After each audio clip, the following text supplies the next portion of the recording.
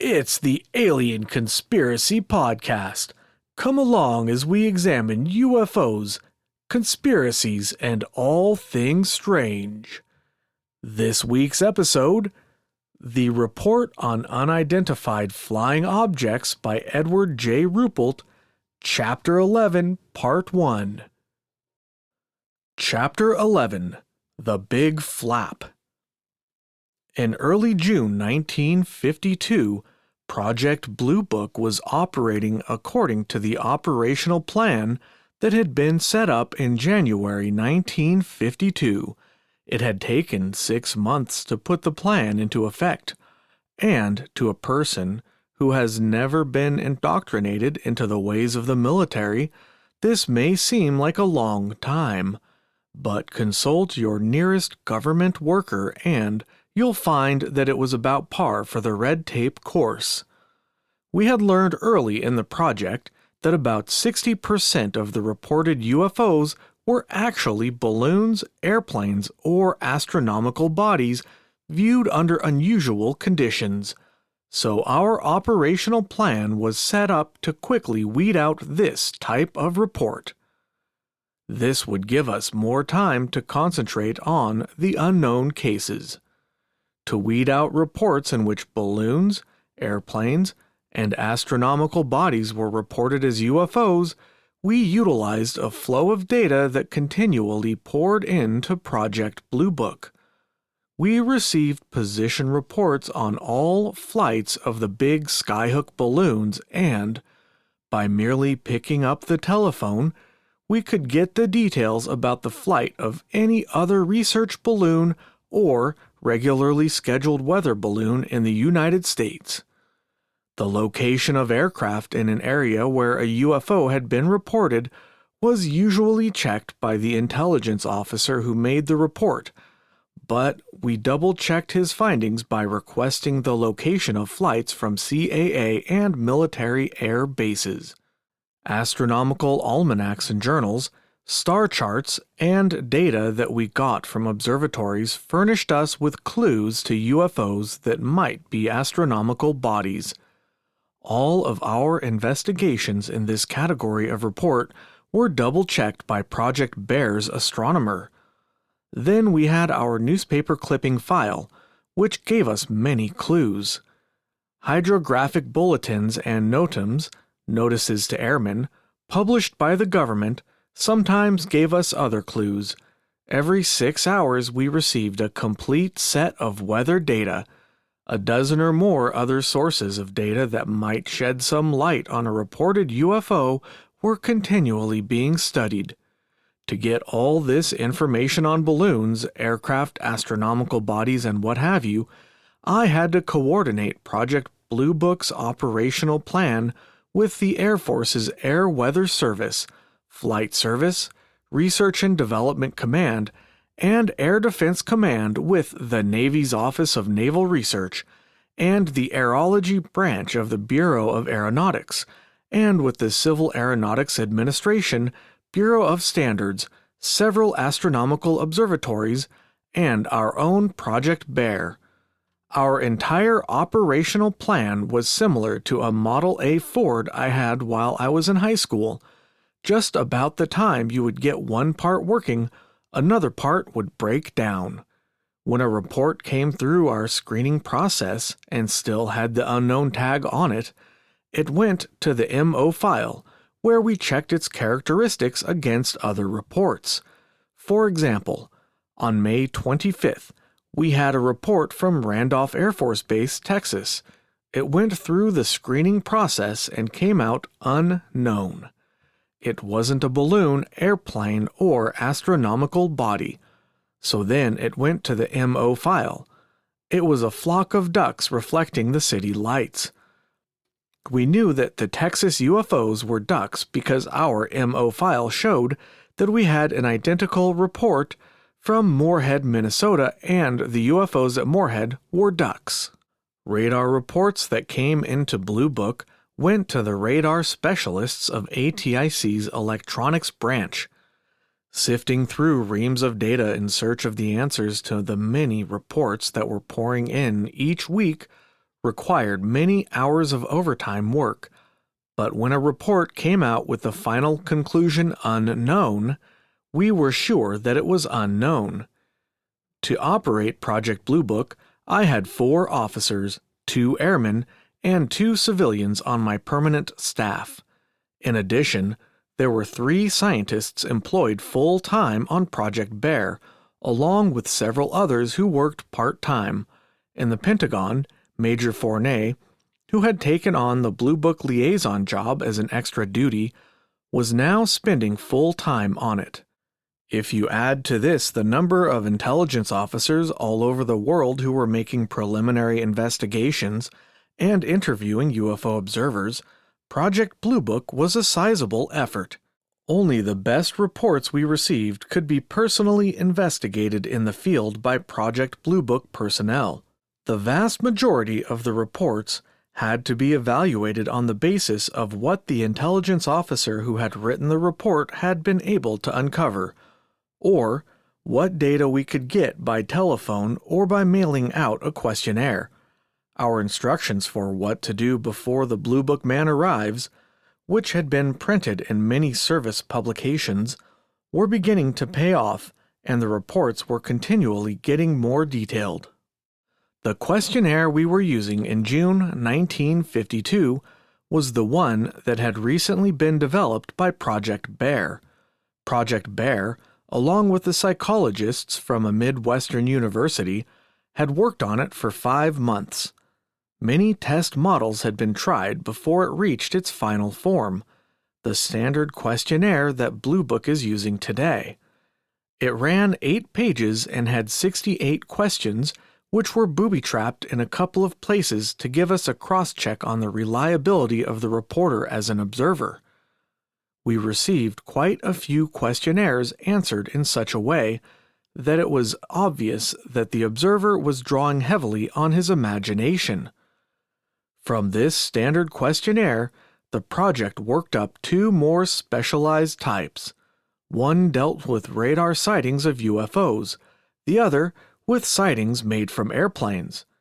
In Air Force terminology, a flap is a condition or situation or state of being of a group of people characterized by an advanced degree of confusion that has not quite yet reached panic proportions. It can be brought on by any number of things, including the unexpected visit of an inspecting general, a major administrative reorganization, the arrival of a hot piece of intelligence information, or the dramatic entrance of a well-stacked female into an officers' club bar. In early June 1952, the Air Force was unknowingly in the initial stages of a flap, a flying saucer flap, the flying saucer flap of 1952. The situation had never been duplicated before, and it hasn't been duplicated since. All records for the number of UFO reports were not just broken, they were disintegrated. In 1948, 167 UFO reports had come into ATIC. This was considered a big year. In June 1952, we received 149. During the 4 years the Air Force had been in the UFO business, 615 reports had been collected. During the Big Flap, our incoming message log showed 717 reports. To anyone who had anything to do with flying saucers, the summer of 1952 was just one big swirl of UFO reports, hurried trips, midnight telephone calls, reports to the Pentagon, press interviews, and very little sleep. If you can pin down a date that the Big Flap started, it would probably be about June 1st. It was also on June 1st that we received a good report of a UFO that had been picked up on radar. June 1st was a Sunday, but I'd been at the office all day getting ready to go to Los Alamos the next day. About 5 p.m., The telephone rang and the operator told me that I had a long-distance call from California. My caller was the chief of a radar test section for Hughes Aircraft Company in Los Angeles, and he was very excited about a UFO he had to report. That morning, he and his test crew had been checking out a new late-model radar to get it ready for some tests they planned to run early Monday morning.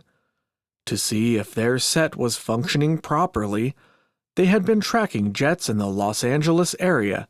About mid-morning, the Hughes test engineer told me, the jet traffic had begun to drop off, and they were about ready to close down their operation when one of the crew picked up a slow-moving target coming across the San Gabriel Mountains north of Los Angeles. He tracked the target for a few minutes and, from the speed and altitude, decided it was a DC-3.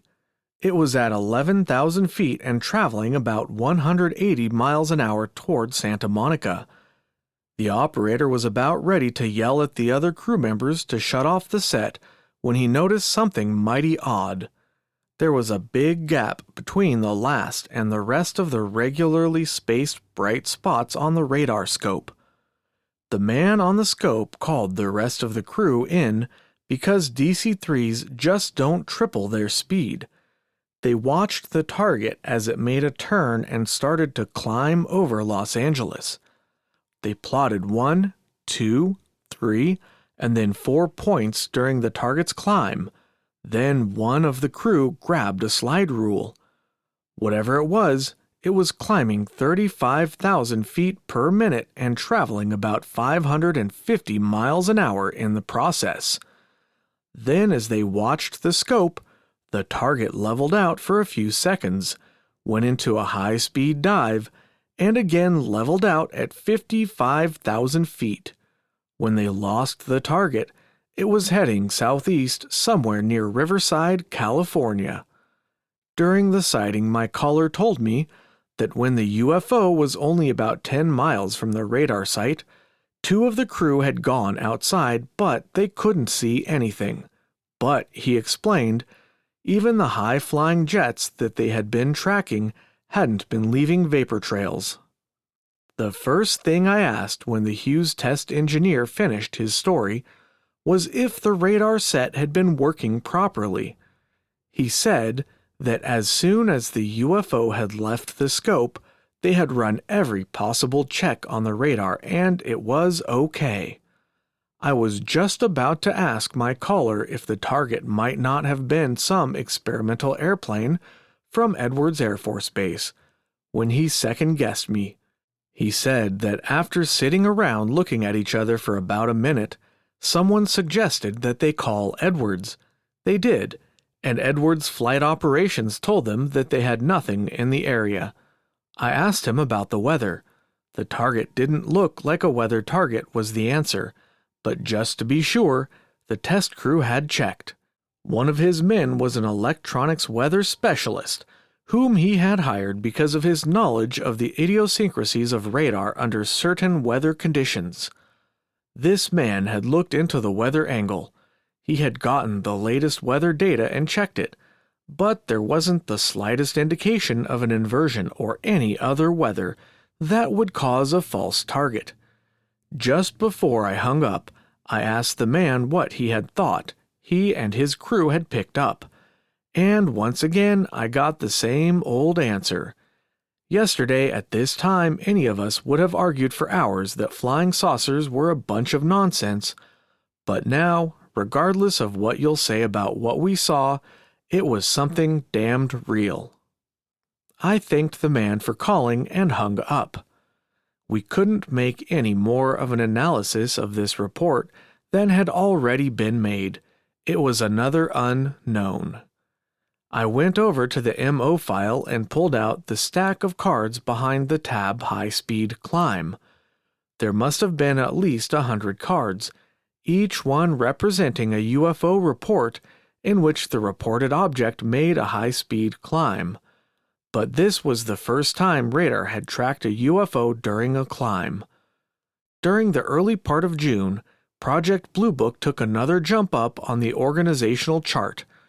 A year before, the UFO project had consisted of one officer. It had risen from the one-man operation to a project within a group, then to a group, and now it was a section. Neither Project Sign nor the old Project Grudge had been higher than the project within a group level. The chief of a group normally calls for a lieutenant colonel, and since I was just a captain, this caused some consternation in the ranks. There was some talk about putting Lieutenant Colonel Ray Taylor of Colonel Dunn's staff in charge. Colonel Taylor was very much interested in UFOs. He had handled some of the press contacts prior to turning this function over to the Pentagon, and had gone along with me on briefings, so he knew something about the project. But in the end, Colonel Donald Bauer, who was my division chief, decided rank be damned, and I stayed on as chief of Project Blue Book. The location within the organizational chart is always indicative of the importance placed upon a project. In June 1952, the Air Force was taking the UFO problem seriously. One of the reasons was that there were a lot of good UFO reports coming in from Korea. Fighter pilots reported seeing silver-colored spheres or disks on several occasions, and radar in Japan, Okinawa, and in Korea had tracked unidentified targets. In June, our situation map, on which we kept a plot of all our sightings, began to show an ever-so-slight trend toward reports beginning to bunch up on the East Coast. We discussed this buildup, but we couldn't seem to find any explainable reason for it, so we decided that we'd better pay special attention to reports coming from the eastern states. I had this buildup of reports in mind one Sunday night, June 15 to be exact, when the OD at ATIC called me at home and said that we were getting a lot of reports from Virginia. Each report by itself wasn't too good, the OD told me, but together they seemed to mean something. He suggested that I come out and take a good look at them, so I did. Individually they weren't too good, but when I lined them up chronologically and plotted them on a map, they took the form of a hot report. At 3:40 p.m., a woman at Unionville, Virginia had reported a very shiny object at high altitude. At 4:20 p.m., the operators of the CAA radio facility at Gordonsville, Virginia, had reported that they saw a round, shiny object. It was southeast of their station or directly south of Unionville. At 4:25 p.m., the crew of an airliner northwest of Richmond, Virginia, reported a silver sphere at 11 o'clock high. At 4:43 p.m., a Marine pilot in a jet tried to intercept a round, shiny sphere south of Gordonsville. At 5:43 p.m., an Air Force T-33 jet tried to intercept a shiny sphere south of Gordonsville. He got above 35,000 feet, and the UFO was still far above him. At 7:35 p.m., many people in Blackstone, Virginia, about 80 miles south of Gordonsville, reported it. It was a round, shiny object with a golden glow, moving from north to south. By this time, radio commentators in Central Virginia were giving a running account of the UFO's progress. At 7:59 p.m., the people in the CAA radio facility at Blackstone saw it. At 8 p.m., jets arrived from Langley Air Force Base to attempt to intercept it, but at 8:05 p.m. it disappeared. This was a good report because it was the first time we ever received a series of reports on the same object. And there was no doubt that all these people had reported the same object. Whatever it wasn't moving too fast, because it had traveled only about 90 miles in 4 hours and 25 minutes. I was about ready to give up until morning and go home when my wife called. The local Associated Press man had called our home, and she assumed that it was about this sighting. She had just said that I was out, so he might not call the base. I decided that I'd better keep working so I'd have the answer in time to keep the story out of the papers. A report like this could cause some excitement. The UFO obviously wasn't a planet because it was moving from north to south, and it was too slow to be an airplane.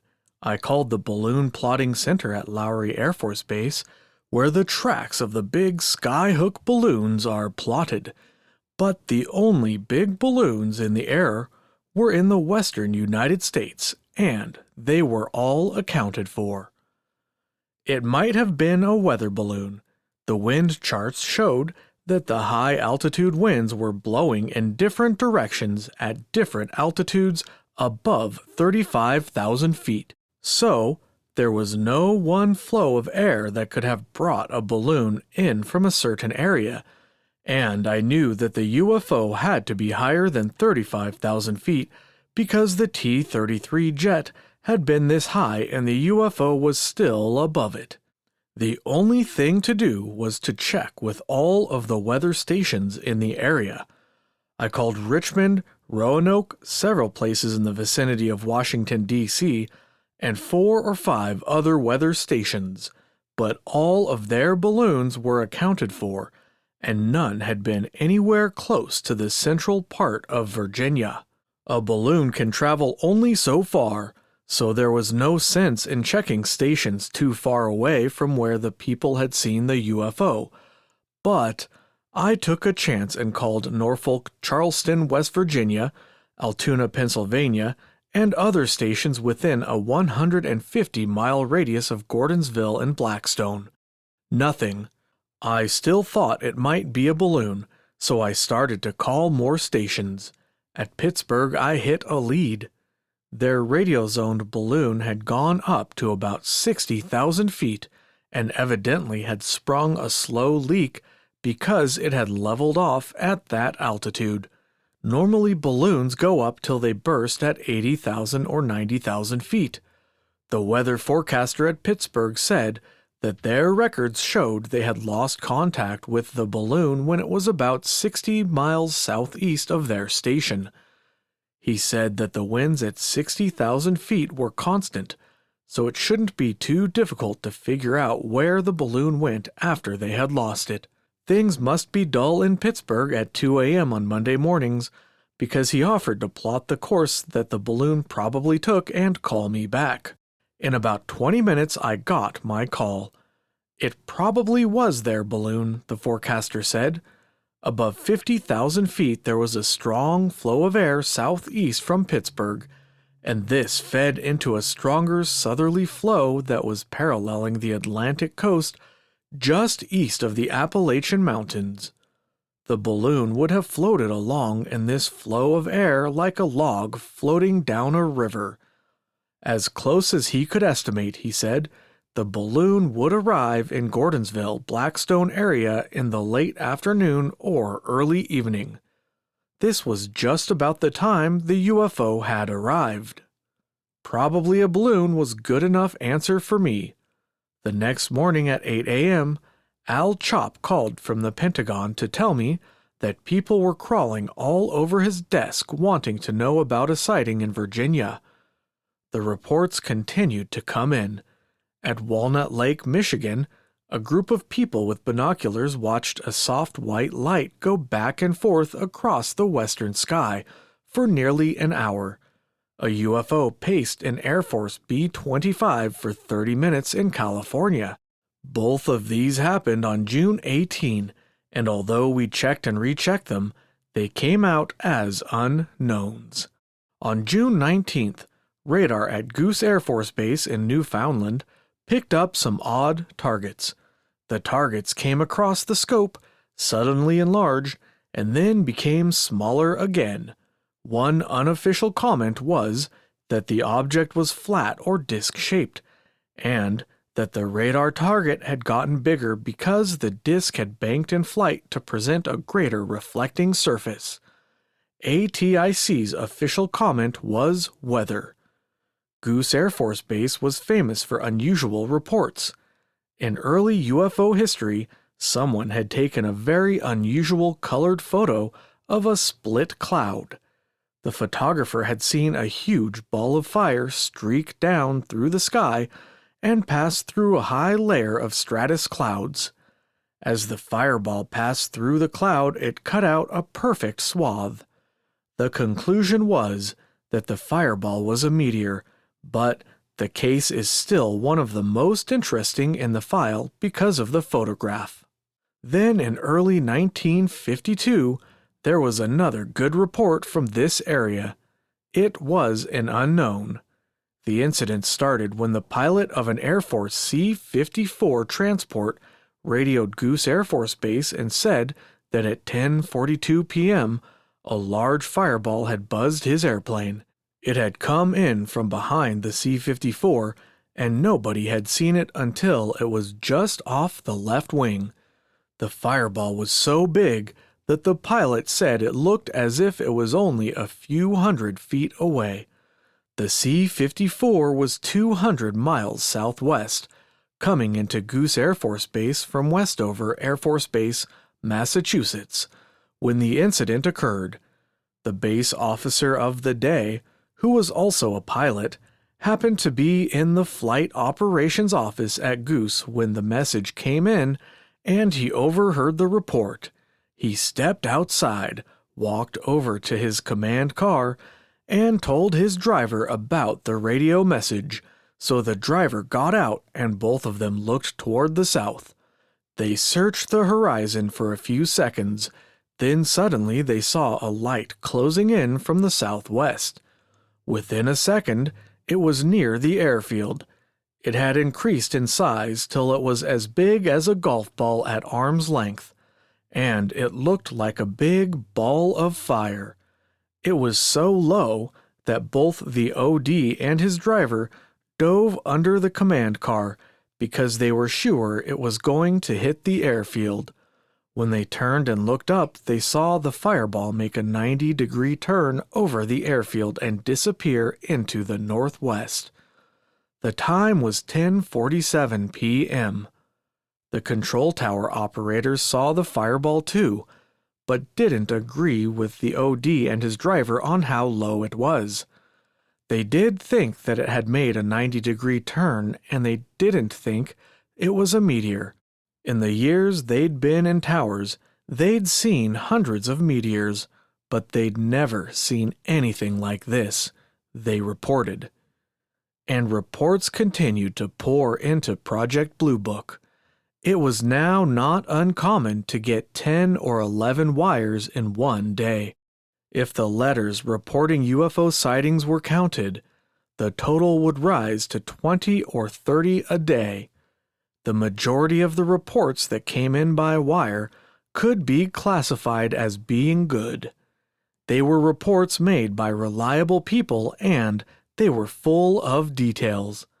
Some were reports of balloons, airplanes, etc., but the percentage of unknowns hovered right around 22%. To describe and analyze each report, or even the unknowns, would require a book the size of an unabridged dictionary, so I am covering only the best and most representative cases. One day in mid-June, Colonel Dunn called me. He was leaving for Washington, and he wanted me to come in the next day to give a briefing at a meeting. By this time, I was taking these briefings as a matter of course. We usually gave the briefings to General Garland and a general from the Research and Development Board, who passed the information on to General Samford, the Director of Intelligence. But this time, General Samford, some of the members of his staff, 2 Navy captains from the Office of Naval Intelligence, and some people I can't name were at the briefing. When I arrived in Washington, Major Fournet told me that the purpose of the meetings and my briefing was to try to find out if there was any significance to the almost alarming increase in UFO reports over the past few weeks. By the time that everyone had finished signing into the briefing room in the restricted area of the 4th floor B ring of the Pentagon, It was about 9:15 a.m. I started my briefing as soon as everyone was seated. I reviewed the last month's UFO activities. Then I briefly went over the more outstanding unknown UFO reports and pointed out how they were increasing in number, breaking all previous records. I also pointed out that even though the UFO subject was getting a lot of publicity, it wasn't the scare-type publicity that had accompanied the earlier flaps. In fact, much of the present publicity was anti-saucer. Then I went on to say that even though the reports we were getting were detailed and contained a great deal of good data, we still had no proof the UFOs were anything real. We could, I said, prove that all UFO reports were merely the misrepresentation of known objects if we made a few assumptions. At this point, one of the colonels on General Sanford's staff stopped me. "Isn't it true," he asked, "that if you make a few positive assumptions instead of negative assumptions, you can just as easily prove that the UFOs are interplanetary spaceships?" Thanks for listening. Tune in next time for Chapter 11, Part 2. You can follow the show on Twitter at AlienConPod, and you can contact us at alienconpod@protonmail.com. Do you have any UFO stories or perhaps questions for us? We would love to hear from you.